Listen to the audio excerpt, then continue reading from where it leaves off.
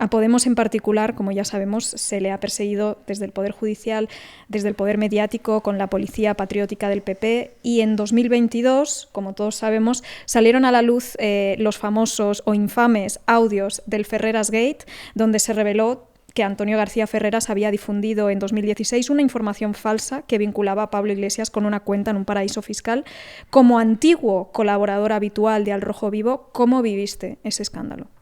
Lo mismo que le ha pasado a nuestro amigo Inda, que los papeles ¿Quién le ha metido la bacalada? Le ha metido la bacalada, se le ha dado Pino. Se le ha metido Pino, que a su vez se lo han proporcionado los tíos de la DEA. ¿Pero lo han hecho aposta o no?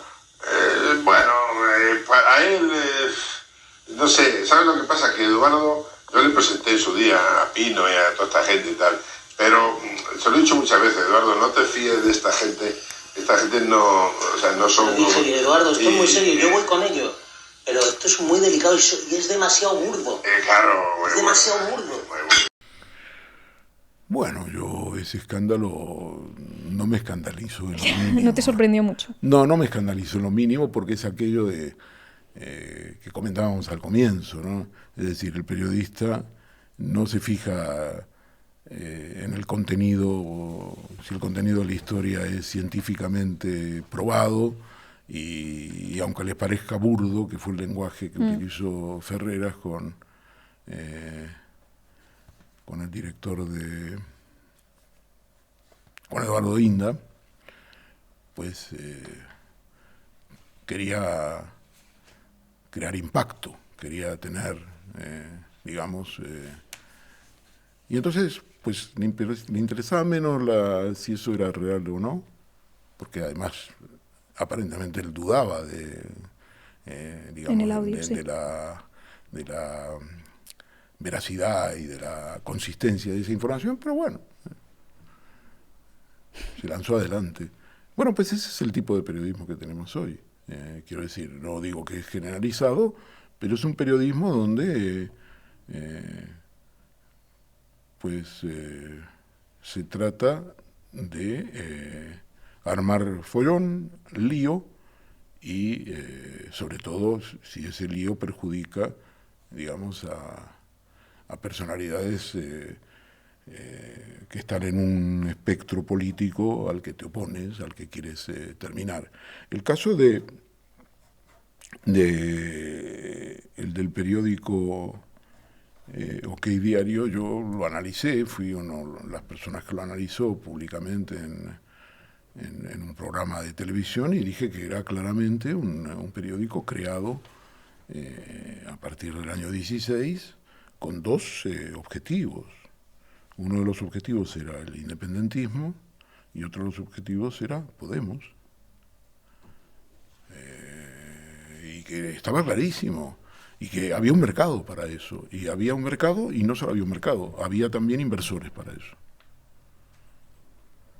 Y esa es la base. Digamos que uno puede decir que ese periódico refleja nuestra época, una época de manipulación, una época de alianzas entre la derecha y la ultraderecha, y un periódico que trabaja por un orden nuevo. Y ahí hay mercado de lectores y hay un mercado de inversores. Y por eso ha podido progresar. Es que a mí me daba la impresión cuando estaba en el programa de Ferreras que no le interesaba a nadie de los que estaban en la mesa lo que uno decía, que entraba por un oído y salía por el otro, que era un juego. Yeah.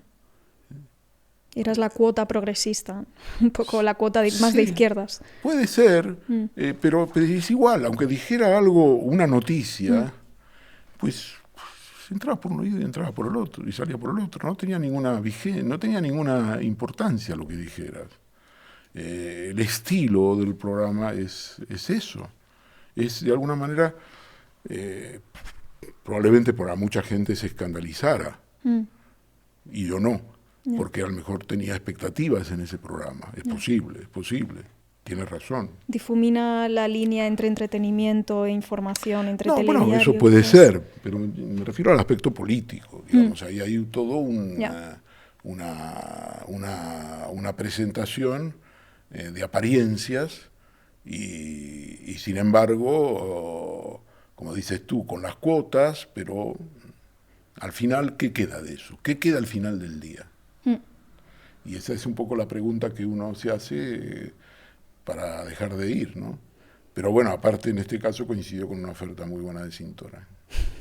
¿Qué papel crees que jugó Villarejo como agente del PP en la creación de un sistema de poder paralelo a las instituciones del Estado, ¿no? de una especie de paraestatalidad?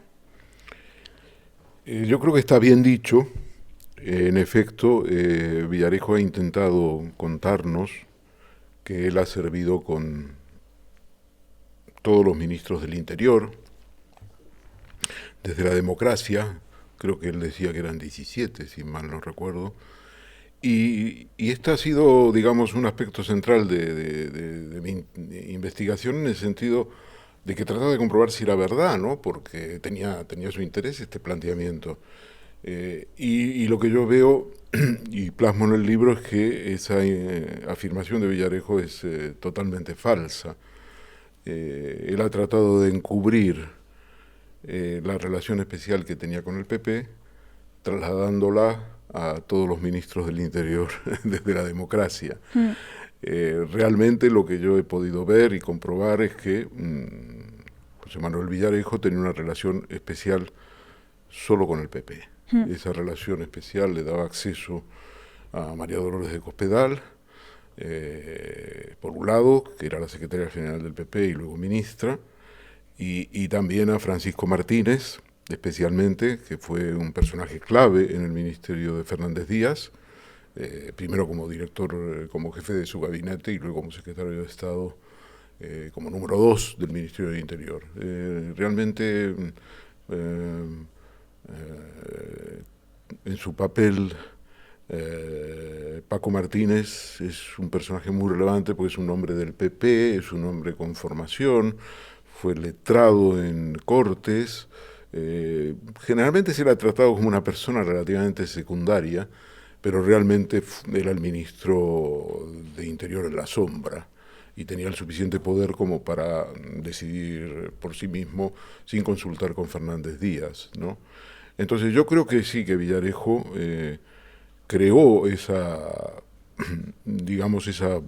fue una parte de esa policía paralela, no el único, que yo llamo policía pepera, por decirlo de alguna manera, y que se distingue de otras etapas políticas en el sentido de que por más que los gobiernos de distintos signos controlen el Ministerio del Interior y la policía, en el caso concreto del gobierno de Rajoy, en el caso concreto de Villarejo, de Eugenio Pino, el director adjunto operativo, de Ignacio Cosidó, el director general de la policía, estos realmente crean una policía militante.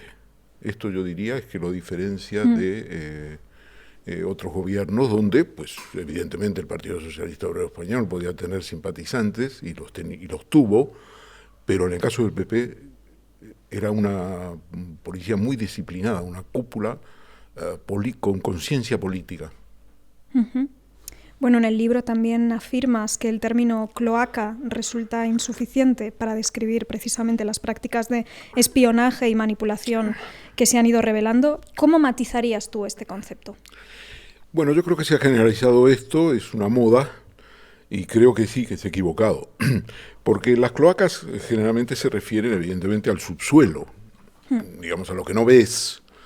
El problema con el PP es que era una cúpula vertical que partía del Ministerio del Interior, de la Policía, de la Dirección General de la Policía, la Dirección Adjunta Operativa, y estos eran los personajes que directamente intervenían, es decir, asumían el papel que normalmente pueden asumir en las cloacas o en lo que se llama en Estados Unidos el deep state, el estado profundo, es decir, aquello que no ves, operaciones especiales, operaciones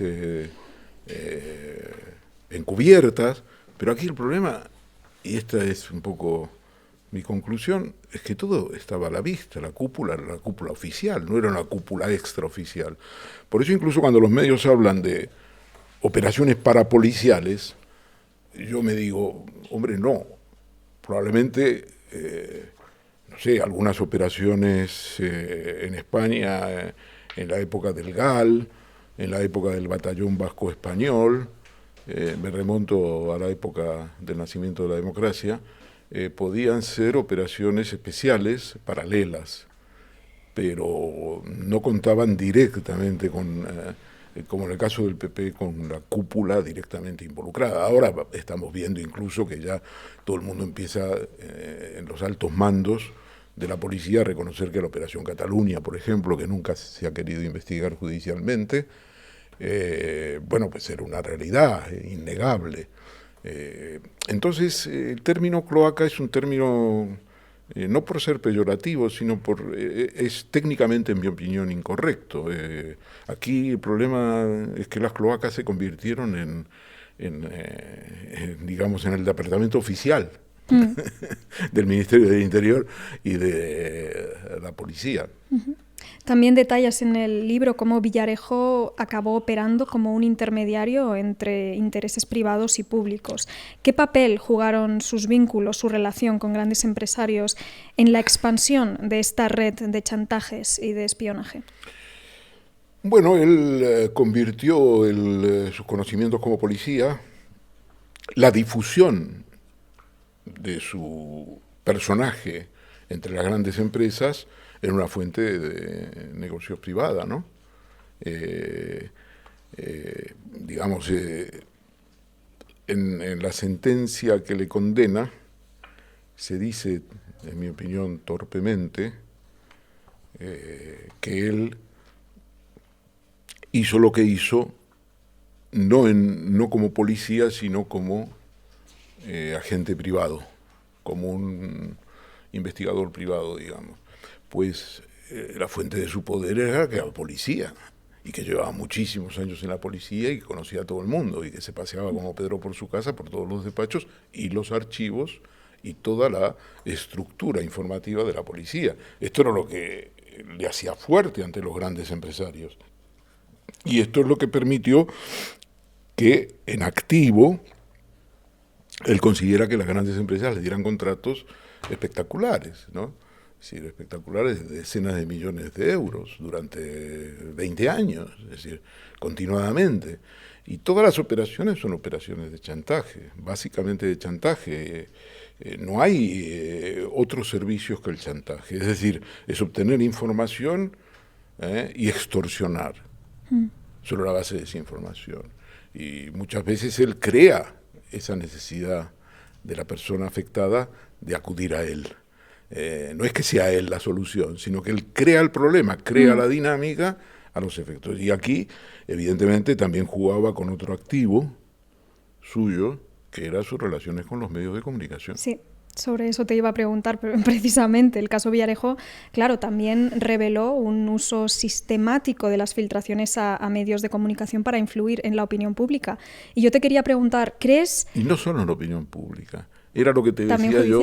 No, era lo que te decía en el sentido que los medios de comunicación le permitían a él crear una cierta zozobra en aquellas personas que él escogía y que luego le podría reeditar, rentar para hacer negocios, y entonces los medios de comunicación eran el instrumento, porque el medio de comunicación señalizaba a una persona o una empresa o lo que fuere. Entonces él luego acudía como el hombre que podía solucionar el tema. ¿Crees que los periodistas que utilizó como instrumentos se dejaron utilizar deliberadamente como herramientas de desinformación, o crees que algunos o la mayoría acabaron actuando más bien desde una falta de rigor periodístico?